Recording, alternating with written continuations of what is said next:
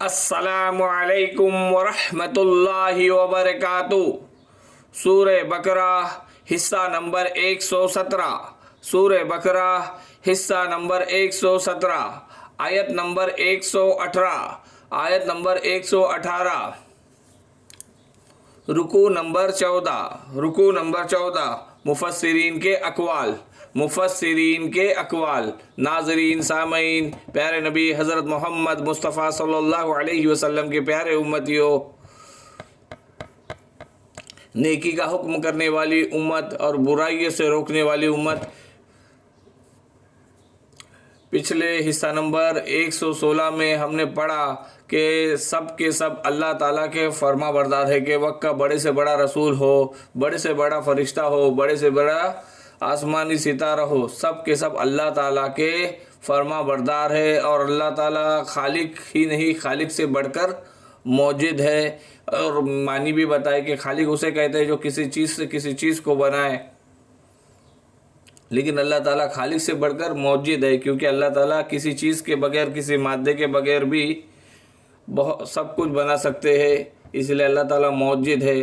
اللہ تعالیٰ کے پاس کوئی مادہ نہیں تھا، اللہ تعالیٰ نے زمین آسمان سب کچھ بنایا ہے۔ ہم اپنے آج کے موضوع کی طرف آتے ہیں۔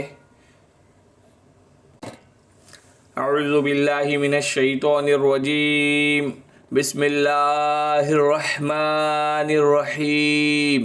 وقال الذين لا يعلمون لولا يكلمون الله أو تأتينا آية كذلك قال الذين من قبلهم مثل قولهم تشابهت قلوبهم قد بينا الآيات لقوم يوقنون۔ اسی طرح بے علم لوگوں نے بھی کہا کہ خود اللہ ہم سے باتیں کیوں نہیں کرتا، ہمارے پاس کوئی نشانی کیوں نہیں آتی۔ اسی طرح ایسی ہی بات ان کے اگلوں نے بھی کہی تھی، ان کے اور ان کے دل یکساں ہو گئے۔ ہم نے تو یقین والوں کے لیے نشانیاں بیان کر دی۔ مفسرین کے اقوال پڑھتے ہیں اس آیت نمبر 118 کے تعلق سے کہ یہود و نصارہ تو اہل کتاب تھے، ان میں اہل علم بھی تھے، اس کے باوجود جو اللہ تعالیٰ نے ان کو جاہل فرمایا، تو اس لیے کہ باوجود یہ کہ قطعی اور قوی دلائل کثرت سے قائم کر دیے گئے تھے، پھر بھی جو انکار کیے جا رہے تھے تو جہالت نہیں تو اور کیا تھا، اور یہ جاہلوں ہی کی سی بات کہلائے گی، لہذا اللہ تعالیٰ نے بھی ان کو جاہل فرمایا۔ یہود و نصارہ تو اہل کتاب تھے، ان میں اہل علم بھی تھے، اس کے باوجود جو اللہ تعالیٰ نے ان کو جاہل فرمایا، اس لیے کہ باوجود یہ کہ قطعی اور قوی دلائل کثرت سے قائم کر دیے گئے تھے، پھر بھی جو انکار کیے جا رہے تھے تو جہالت نہیں تو اور کیا تھا، اور یہ جاہلوں ہی کی سی بات کہلائے گی، لہٰذا اللہ تعالیٰ نے بھی ان کو جاہل فرمایا۔ رفع بن حرملہ نے حضور صلی اللہ علیہ وسلم سے کہا تھا کہ اگر آپ سچے ہیں تو اللہ تعالیٰ ہم سے کیوں نہیں کہتا، ہم خود اس کا کلام سنیں۔ اس پر یہ آیت اتری۔ قرآن کریم میں اور جگہ ہے کہ ان کے پاس کوئی نشانی آتی ہے تو کہتے ہیں ہم تو نہیں مانیں گے جب تک کہ وہ نہ دیا جائے جو اللہ کے رسولوں کو دیا گیا ہے۔ قرآن کریم میں اور جگہ ہے کہ ان کے پاس کوئی نشانی آتی ہے تو کہتے ہیں کہ ہم تو نہیں مانیں گے جب تک کہ وہ نہ دیا جائے جو اللہ تعالیٰ کے رسولوں کو دیا گیا۔ اور جگہ فرمایا کہ انہوں نے کہا کہ آپ صلی اللہ علیہ وسلم پر ہرگز ایمان نہ لائیں گے جب تک کہ آپ ہمارے لیے ان زمینوں میں چشمے جاری نہ کر دے۔ اللہ تعالیٰ فرماتے ہیں آگے کہ ہماری ملاقات کے منکر کہتے ہیں کہ ہم پر فرشتے کیوں نہیں اتارے جاتے، اللہ تعالیٰ ہمارے سامنے کیوں نہیں آتا۔ ان میں سے ہر شخص چاہتا ہے کہ خود کوئی کتاب دیا جائے وغیرہ وغیرہ۔ ان کا مطلب یہ تھا کہ خدایا خود ہمارے سامنے آ کر یہ کہے کہ یہ میری کتاب ہے اور یہ میرے احکام ہے، تم لوگ ان کی پیروی کرو۔ یا پھر ہمیں کوئی ایسی نشانی دکھائی جائے جس سے ہمیں یقین آ جائے کہ محمد صلی اللہ علیہ وسلم جو کچھ کہہ رہے ہیں وہ خدا کی طرف سے ہے۔ یعنی آج کے گمراہ نے کوئی اعتراض اور کوئی مطالبہ ایسا نہیں گھڑا ہے جو ان سے پہلے کے گمراہ پیش نہ کر چکے ہو۔ قدیم زمانے سے آج تک کی گمراہی کا ایک ہی مزاج ہے، اور وہ بار بار ایک ہی قسم کے شبہات اور اعتراضات اور سوالات دہراتی رہتی ہے۔ آیتیں جو صاف بتلاتی ہے کہ مشرکین نے حضور صلی اللہ علیہ وسلم سے صرف تکبر و عناد یعنی کہ ضد سرکشی کی بنا پر ایسی چیزیں طلب کی۔ اسی طرح یہ مطالبہ بھی انہی مشرکین کا تھا۔ ان سے پہلے اہل کتاب نے بھی ایسے ہی بے معنی سوالات کیے تھے۔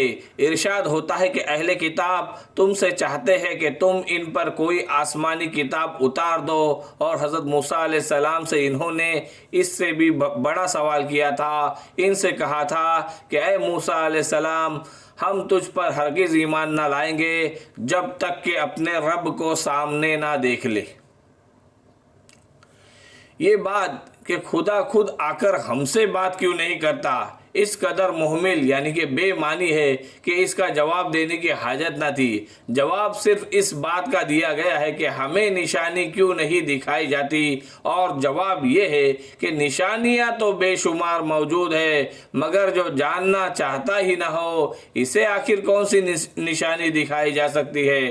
یعنی دوسری نشانیوں کا کیا ذکر، نمایاں ترین نشانی تو حضرت محمد صلی اللہ علیہ وسلم کی شخصیت ہے۔ آپ صلی اللہ علیہ وسلم کے نبوت سے پہلے کے حالات اور اس قوم اور ملک کے حالات جس میں آپ صلی اللہ علیہ وسلم پیدا ہوئے، اور وہ حالات جن میں آپ صلی اللہ علیہ وسلم نے پرورش پائی اور 40 برس زندگی بسر کی، اور پھر وہ عظیم الشان کارنامہ جو نبی ہونے کے بعد آپ صلی اللہ علیہ وسلم نے انجام دیا، یہ سب کچھ ایسی روشن نشانیاں ہیں جس کے بعد کسی اور نشانی کی حاجت نہیں رہتی۔ پھر آگے اللہ نے فرمایا کہ ان کے اور ان کے دل یکساں ہو گئے، یعنی ان مشرکین کے دل سابقہ کفار جیسے ہو گئے۔ پھر آگے اللہ نے فرمایا کہ ہم نے یقین کرنے والوں کے لیے اپنی آیتیں اس طرح بیان کر دی ہے جن سے رسول صلی اللہ علیہ وسلم کی تصدیق آیا ہے، کسی اور چیز کی وضاحت باقی نہیں رہتی۔ یہی نشانیاں ایمان لانے کے لیے کافی ہے۔ ہاں، جن کے دلوں پر مہر لگی ہوئی ہو انہیں کسی آیت سے کوئی فائدہ نہ ہوگا، جیسے فرمان جن پر تیرے رب کی بات ثابت ہو چکی ہے وہ ایمان نہ لائیں گے، گویا ان کے پاس تمام آیتیں آ جائے جب تک کہ وہ دردناک عذاب نہ دیکھ لے۔ تو کئی نشانی اللہ تعالیٰ نے ہمیں، کوئی انسان اگر خود پر بھی غور کرے کہ میں کیسے بنا ہوں تو اللہ تعالیٰ کی قدرت کا نشانی دیکھیں گے کہ میں کیسے کھاتا ہوں، بڑا ہوتا ہوں۔ آسمان کو دیکھے، زمین کو دیکھے، زمین سے اٹھنے والی پیداوار کو دیکھے، تو کئی نشانی اللہ تعالیٰ کی قدرت کا مظاہرہ کرتی ہے۔ اور اسلام کی اس صداقت کے لیے کئی نشانی اللہ تعالیٰ نے اپنے کلام میں رکھ دی ہے، اپنے نبی صلی اللہ علیہ وسلم کی مبارک زندگی میں رکھ لی ہے۔ لیکن کیا ہوتا ہے، ہم اس کے کوئی انسان ادھر دوسری جگہوں سے اس کو تلاش کرنا چاہے تو ویسے اس کو نشانیاں نہیں مل سکتی، اور دل میں اگر دل کی نیت صاف ہو تو اللہ تعالیٰ کی ایک نشانی بھی کافی ہو جاتی ہے۔ لاکھ دلیلوں سے بڑھ کر ہے قرآن کی بس ایک دلیل، کوئی پوچھے کون ہے اللہ تو کہہ دے کہ رب جلیل، نبیوں کی باتوں کو سن، فضل و کرم کے موتی چن، سچی ہے بس راہ خدا کی باقی سب ہے جھول، اللہ اللہ اللہ اللہ اللہ اللہ بول۔